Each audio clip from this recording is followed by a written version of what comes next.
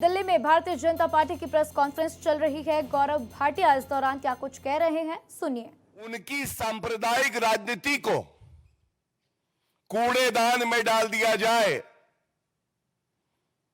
यह सुनिश्चित होगा।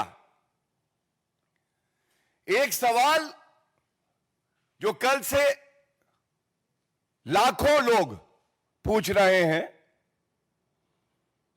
भारत के लोकतंत्र में किसी की हिम्मत कैसे होती है कि वो संविधान को तार तार करके शरिया की बात मंच से करे। तो हमने भी थोड़ी रिसर्च करी, समझ में आया ये जो घमंडिया कहें, महाठगबंधन कहें, इनकी सोच ही संविधान विरोधी, लोकतंत्र विरोधी, बाबा साहब अंबेडकर विरोधी।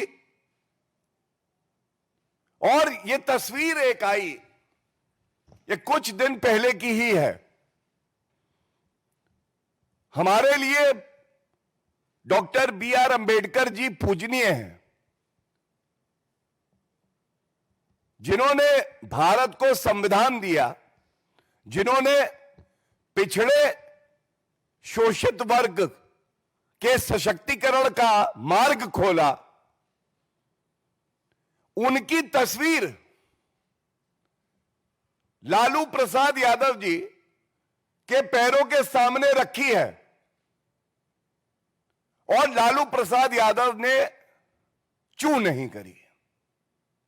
उन्होंने ये नहीं कहा कि ऐसा मत करो। हमारे लिए अंबेडकर जी पूजनीय हैं। और क्या आज तक लालू प्रसाद यादव जी ने, तेजस्वी जी ने इस दुष्कर्म के लिए, इस कृत्य के लिए माफी मांगी है? उत्तर है नहीं। यही स्पष्ट करता है कि महाठगबंधन घमंडिया की सोच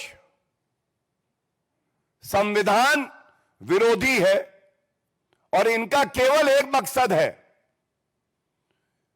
शरिया कानून को लागू करना। और देखिए, आपको याद होगा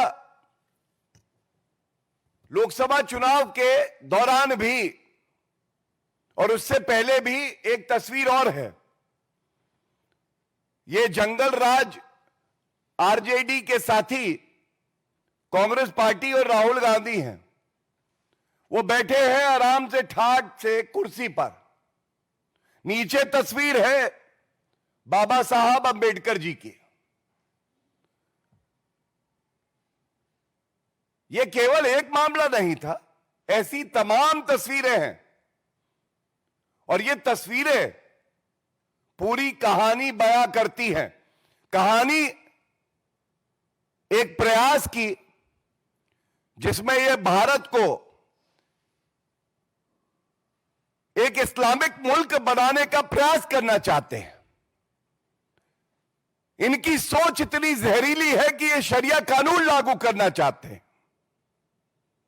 ये नमाजवादी लोग, इनका संविधान से कोई लेना देना नहीं है। और मैं आपको एक और तथ्य बता दूं, 2024 के लोकसभा चुनाव के दौरान कांग्रेस का मैनिफेस्टो आया था। कांग्रेस के मैनिफेस्टो को सभी घमंडिया के घटक दलों ने स्वीकारा था। आप याद करिए उसमें क्या लिखा था। उसकी रूपरेखा भी बिल्कुल ऐसी ही थी, शरिया कानून को लागू करेंगे, पर्सनल लॉज लागू होंगे, आरक्षण धार्मिक आधार पर दिया जाएगा जो गैर संवैधानिक है।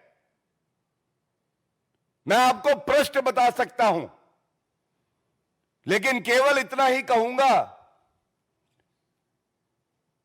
ये जो जहरीली सोच है, इसके खिलाफ भारतीय जनता पार्टी, एनडीए के सभी घटक दल, जेडीयू अपने प्राण त्याग देगी, लेकिन इनके जहरीले मंसूबों को सफल नहीं होने देगी। और इसी के साथ जब बिहार की जनता